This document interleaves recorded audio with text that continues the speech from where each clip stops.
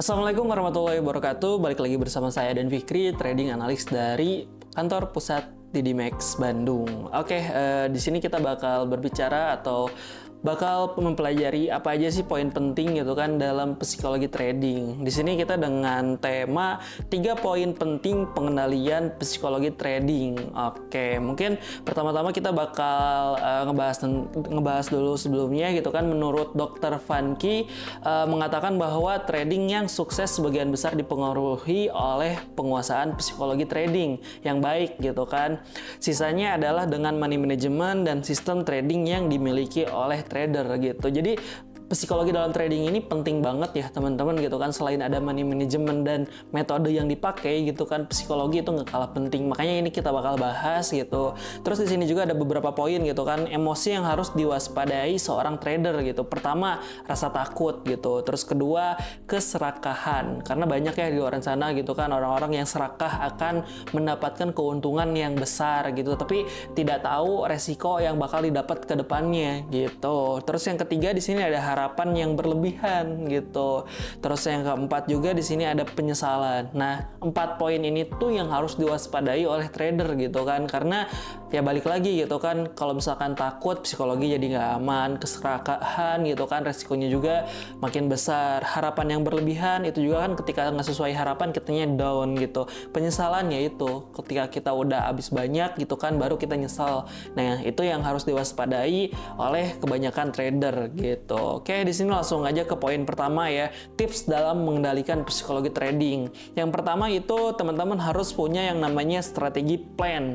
Oke, strategi plan di sini dilakukan trading sesuai dengan strategi plan yang harus dibuat gitu. Trader harus konsisten berhadapan atau terhadap strategi trading yang sudah dibuat gitu. Rencanakan strategi trading dengan baik dan menggunakan analisa yang benar.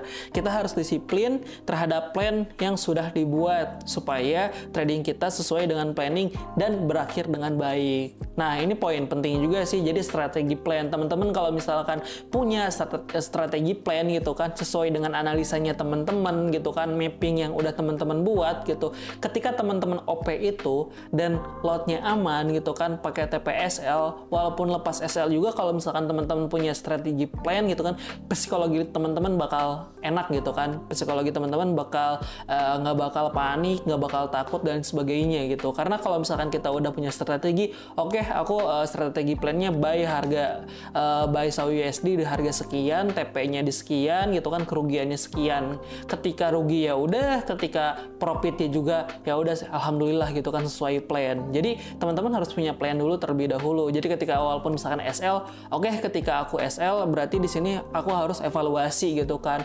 Jangan sampai teman-teman ketika SL malah jadi banyak posisi dan overtrade. Nah, itu yang nggak baik. Nanti mungkin bakal dibahas di selanjutnya. Oke, selain strategi plan di sini kita ada 3M ya, ada mind, ada method, dan ada money gitu kan. Poin pertama di sini ada mind atau pikiran ya. Cukup erat kaitannya dengan faktor psikologi gitu kan. Balik lagi, psikologi itu adalah pikiran teman-teman ya, dimana nantinya kita menerapkan trading plan dan manajemen resiko. Nah, ini poin-poin penting gitu kan. Teman-teman harus punya trading plan dan manajemen resiko supaya pikiran teman-teman tenang gitu kan. Terus yang kedua di sini ada method, berkaitan dengan metode atau sistem trading yang teman-teman gunakan gitu. Gunakanlah metode-metode trading yang memang sudah teruji ketepatannya untuk menganalisa market.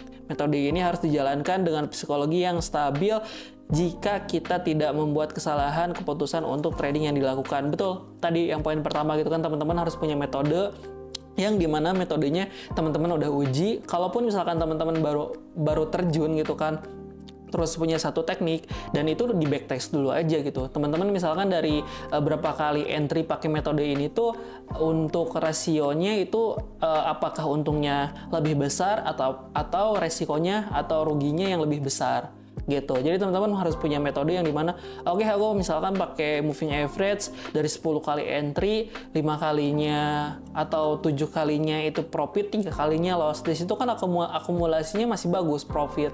Nah, itu teman-teman yang perdalam gitu. Selain ada metode, di sini ada money. Money itu money management maksudnya ya teman-teman. Kita harus bisa mengelola modal yang ada dan sesuai dengan plan trading yang sudah dibuat gitu kan. Jangan gunakan semua modal yang ada saat pertama kali trading. Nah ini penting banget money management. Mungkin detailnya kita bakal bahas di video selanjutnya ya teman-teman. Jadi yang intinya di sini money management teman-teman tuh harus baik gitu kan. Dari penggunaan teman-teman misalkan modalnya 10.000 USD gitu kan, teman-teman entry-nya itu harus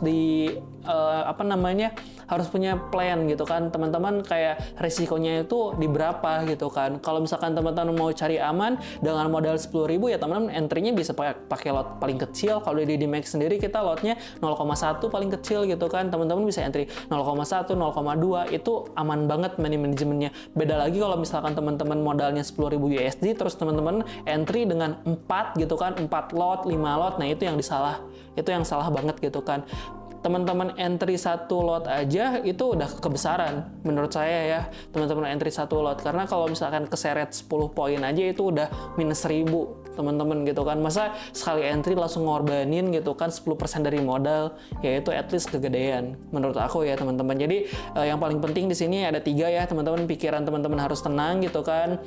Terus metode yang dipakainya harus udah teruji dan bagus. Terus yang ketiga di sini teman-teman mainkan money manajemennya. Jangan sampai teman-teman entry over trade, overload, ya itu nggak baik gitu ya teman-teman. Terus selanjutnya di sini ada jangan over trade. Nah ini tadi yang kita bahas gitu kan. Poin ketiga di sini jangan over trade.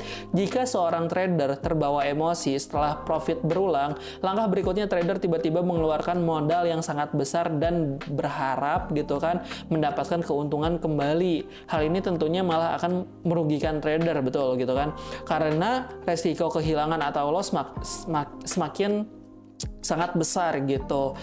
Jadi sebagai trader kita benar-benar harus memastikan psikologi trading kita dengan baik. Melakukan suatu hal menggunakan emosi tidak akan memberikan keuntungan apapun. Begitu juga saat trading, kita jadi usahakan bisa mengendalikan diri sendiri saat terjadi hal-hal yang tidak diinginkan saat trading. Nah ini poin yang bakal kita bahas, yaitu jangan over trade ya teman-teman. Kalau misalkan udah profit banyak gitu kan dalam satu hari, saran aku udah stop dulu. Ketika misalkan teman-teman balik lagi tadi pertama trading plan, teman-teman misalkan satu hari target profitnya berapa, oke, aku target profitnya satu hari $100 gitu kan. Ketika hari ini gitu kan teman-teman siang-siang udah dapat $100, itu di stop dulu aja teman-teman. Jangan sampai teman-teman udah dapat $100 akhirnya teman-teman over trade gitu kan, yang dimana nanti yang ada justru teman-teman lotnya digedein, dan ketika lossnya semakin besar gitu kan,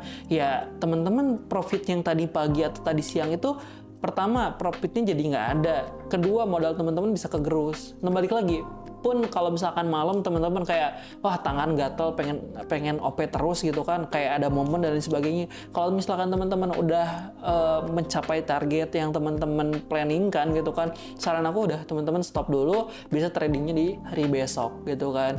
Jangan sampai, apalagi gini teman-teman, misalkan malam-malam open posisi nih, oke, pertama sesuai planning gitu kan, sell harga sell USD misalkan, ternyata SL gitu kan, sinyal pertama tuh ternyata SL, tapi teman-teman malah yang ada ketika udah SL lotnya digedein, terus entry-nya banyak gitu kan. Jadi teman-teman kan kayak wah gitu kan, panik gitu, antara panik atau teman-teman jadi greedy gitu kan. Oh ya udah aku entry makin gede aja biar ketutup loss-nya, yang ada apa, makin kegerus teman-teman. Jadinya itu bisa masuk dikatakan overtrade gitu. Jadi teman-teman balik lagi psikologi itu balik lagi ke diri teman-teman gitu kan. Yang pertama mungkin yang pertama tadi ya teman-teman, di situ ada strategi plan-nya gitu kan. Teman-teman harus punya strategi plan di awal sebelum teman-teman open posisi. Terus teman-teman juga harus punya 3M ya, ada mind, pikiran gitu kan, metode, dan money management. Ini bakal teman-teman gitu kan. Terus ada juga di sini teman-teman reminder jangan over trade gitu. Jadi teman-teman dimanapun teman-teman berada gitu kan, semoga tradingnya dilancarkan selalu gitu kan. Yang mau belajar atau baru mulai belajar ya semoga gitu kan, semoga hasilnya juga kedepannya baik.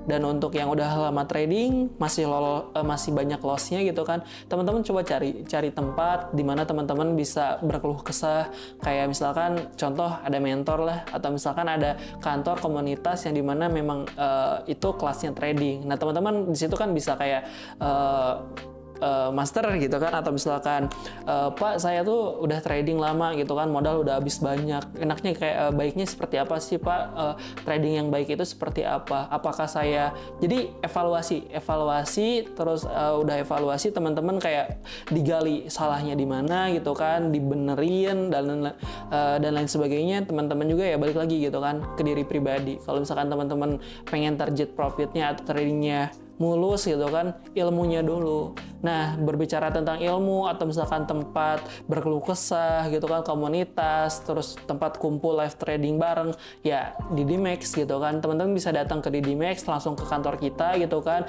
Kita setiap hari Rabu dan setiap hari Jumat itu ada live trabar bareng di Cafe Trader Dimex, Jalan Garuda, nomor 88, Andir, Bandung. Oke, mungkin sekian dari aku pribadi. Kita mungkin nextnya bakal ngebahas detail tentang manajemen ya teman-teman gitu kan.